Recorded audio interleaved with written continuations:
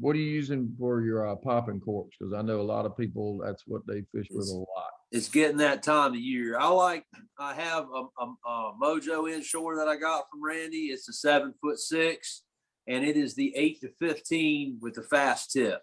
And it's great. You can get a really loud pop easy, because that's what it boils down to. You get tired of working that cork, especially the louder cork, throughout the course of the day. And this is the one I use for slot drum and speckled trout and stuff like that. I also, if I hooked up with a trophy redfish, I probably wouldn't be afraid to run him down and fight him with that rod. But as far as throwing a cork, the way I like to throw it, I prefer the 8 to 15 line weight size with that. So it would be the medium action Randy, and it does great. Like I'm throwing with the wind, I can probably push 100 feet with that, which I like to get the distance with the corking rod. I like to be able to work. It's my long range bomber whenever I have to work the corking rod. And that would be year in or season in and season out. That medium action with the fast tip in the Mojo inshore would be where I would, recommend most of my clients to be at. It really, the 7.5 footer makes a big difference with slinging that cork with that longer leader on it, because I never let my leaders get below 18 inches. They're always about the length of a slot red drum, 18 to 27. I like 25, 26. It does a great job.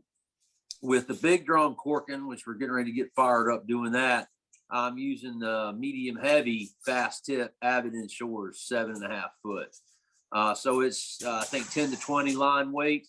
And it does an excellent job, because I'm running 30-inch leaders on a lot of those. It's a heavier cork, larger cork. It's probably about 5 inches tall. And then I'm running 30-inch leaders under that with 1/4 ounce weight and 4 or 5 inch soft plastics most of the time. I'll also use that same rod for throwing up to 2 ounce, maybe 2 1/4 ounce top waters. And it does an excellent job. And I like to pair mine with 5,000 size reels and 30-pound braid. You can do it with 4,000s, but I like the capacity of going to that 30-pound braid, because once in a while you'll get one that really stretches you out and fights hard. And I try to shorten that fight up as much as I can. I don't like to get it. I like to keep it around 12 minutes if I can. Those are my two. I strongly recommend that 7.5 foot rod class for using the popping cork, or if you're using live bait under a cork, doesn't matter. It's interchangeable. And I recommend that even for inshore, typical inshore fish, speckled trout and drum, flounder, using that 8 to 15 line class. It handles it a lot better when you get a nice, 32-inch redfish on there. And it also, my corks are heavy. They got 3/8 ounce egg sinkers on them. So you can really load up and get that distance with them. I've got, trying to think, I got a couple of Triumph series in the 6 to 14 pound line class, which would be medium action fast or medium fast tip. And I actually ordered one of the old Triumphs from the website when they did a closeout, just because the blank is great. Even if I have trouble with the guides, because that's made for fresh water, guess what? I've got bags of Alkanite guides that I'm going to put right back on there. Just because it's a phenomenal blank. I mean, I really don't know anybody who makes anything better than that. But that's my all around. I throw everything from unweighted soft plastics, from 1/16 of an ounce all the way up to like 3/4 ounce chatterbaits with that, which I know that 3/4 ounce is pushing the limit on that. But for my purposes, when I fish with it, I don't have any problem throwing 3/4 ounce. It actually bombs it a long ways. But what else can you find that'll do from 1/16 ounce to 3/4 ounce? And you got that sensitive tip. If you have one rod and you have to fall back to top water or work. I like a real sensitive tip when I'm working a gold spoon too. I like to be able to feel that spoon spin in the water. And when I drop it down inside the grass bed, I like to be able to lift it up, and I like to feel that spoon lift up, whether it's fouled or not. So I like that faster tip and those 6 to 14 pound rods. Now, I have an Avid Inshore 7 foot. It is the 8 to 15 pound class with the fast tip. And I'll use that for albacore, Spanish mackerel, bluefish. I've even thrown 16th ounce weedless for red drum. I keep a 4,000 size reel on there, spooled up with 15-pound braid. those are kind of the general uses. I haven't got into any of the heavies from Randy yet. I was actually thinking about talking to him about that for some sharking rods and some amberjack stuff. So their backlog, there's nothing available on the website. So Randy's like the gold mine. Whatever you can get, he might have it. If not, you're out of luck. But I haven't got into any of the heavier rods yet outside of that 10 to 20 pound class. But the 12 to 25 or 15 to 30 pound class is the next thing I'm looking at moving into. But I think whatever you need, even if you need to talk to Randy or someone or go in a really knowledgeable shop, EJW is a little low on inventory, but Dustin and Jim Riley know the line really well, and they can help you out with whatever you're looking for. And if it's available, they'll order it for you. As far as the best selection around here goes, Eastern Custom Marine in New Bern, last time I was in there, which was several months ago, had the best selection. You know, because it's kind of important. Once you kind of see what you want, you can probably order or get somebody, your local shop, to order what it is you want. But I think they've got one out there in that line, that Mojo Inshore, the Triumph Inshore series, or the Avid, if that's in your price range. You know, that'll do everything you want it to do. Any more questions about how I set them up, David? No, I'm gonna get you to. I want you to give us a little secret here on your pop and cork live rig. What are you using from the cork down as far as split shot, hook, line choice, that type of thing?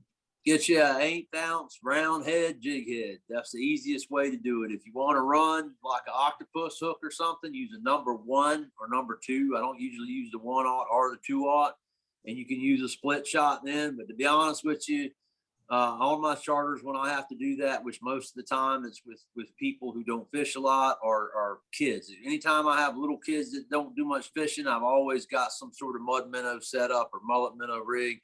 And the easiest thing I found to use is an 1/8 ounce round lead or chartreuse colored jig head, like the Blue Water Candy or Backwater Candy makes.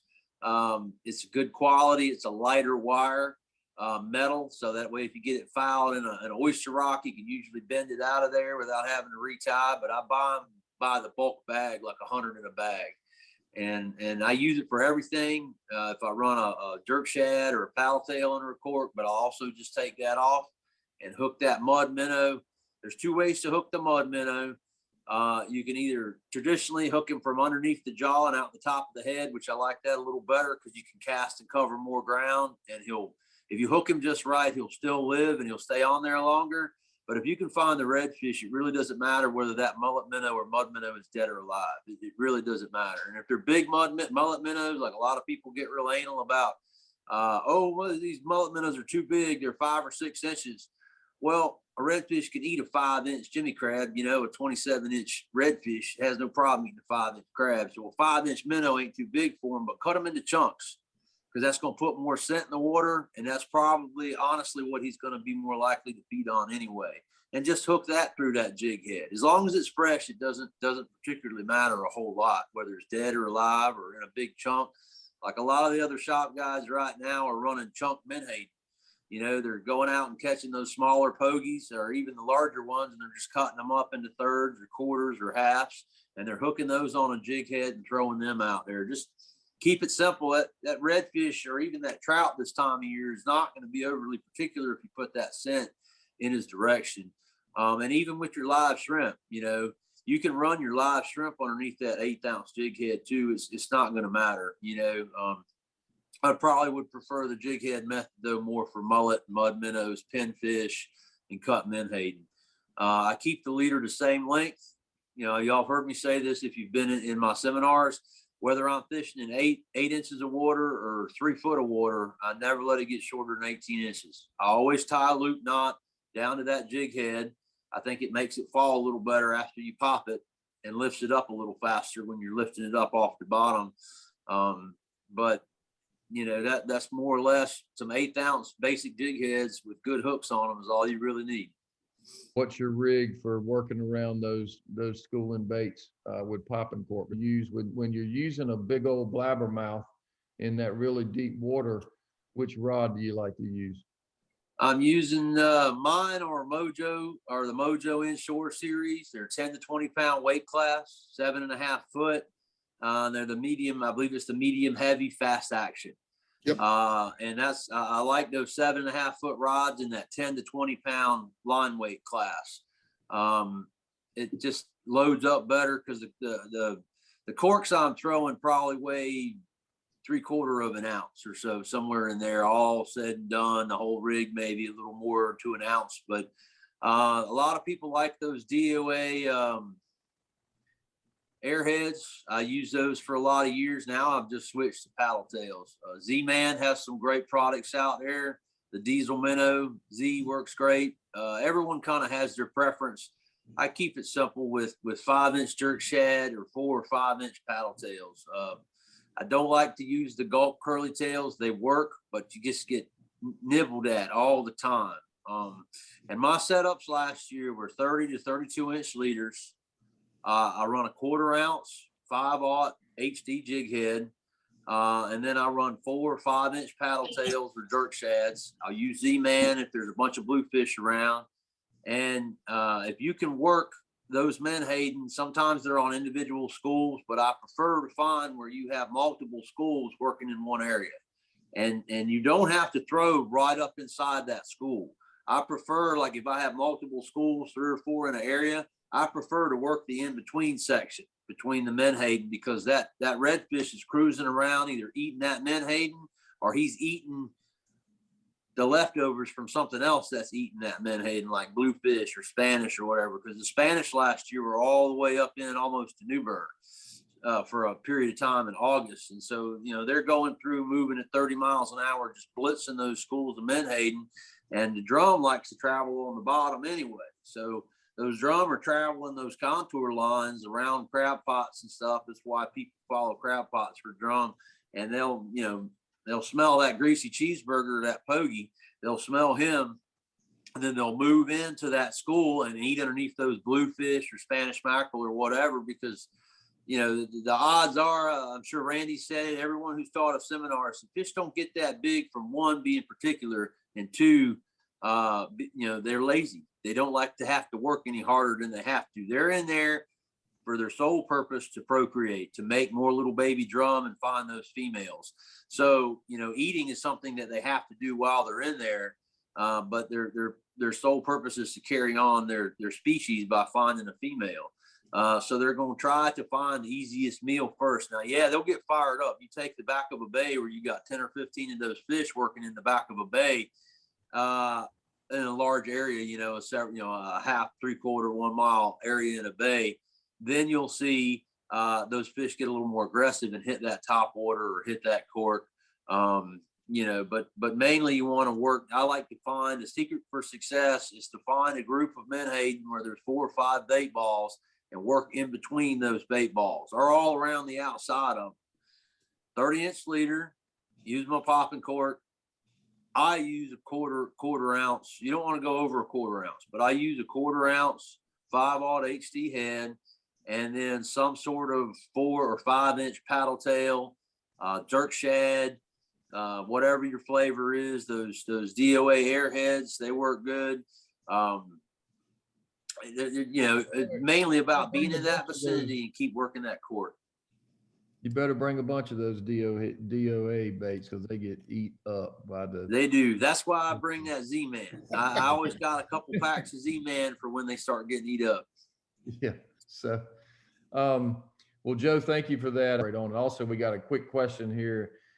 He's got a person just lost a Tide Master MF 7-foot rod that I loved. What current rod would be a good replacement? I'm thinking Mojo Inshore. And you said it was a 7-foot medium? Yeah, medium MF. Yeah, you know, Mojo Inshore, excellent choice. We also have the Triumph Inshore that was new last year that's actually going to match that action of the rod closer than the Mojo. The Triumph series is SC2 material. It's got a little larger guide platform, which a lot of anglers like that larger guide platform that was on the Tide Master. So the Triumph, and there's a little price difference. The Triumph is $130, $140. That Mojo is going to be $170, in that range.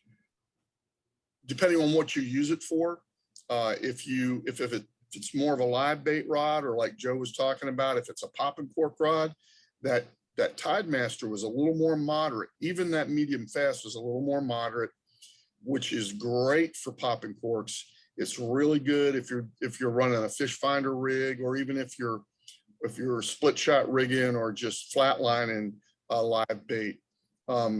Those moderate actions, when you get the bite, you tend to not take the bait away from them quite as quickly. On the Mojo inshore, if you're using that rod for artificials, where you need to feel that light bite, either a light bite or like a cold water type bite, that Mojo inshore would be a good option. So those would be the two that I would suggest, the Triumph inshore or the Mojo inshore in 7-foot medium. The next time we do this, we'll talk about siege, and I know a guy that I can get a rod. We'll do a I don't know how you do your drawings and whatnot, but we'll get a rod. I promise you to have a rod the next time. We can really dig in right before. Maybe we can do it right before the fall surf season really kicks off, and we'll get one of the siege rods to get to a lucky angler that's joining us for a Zoom call.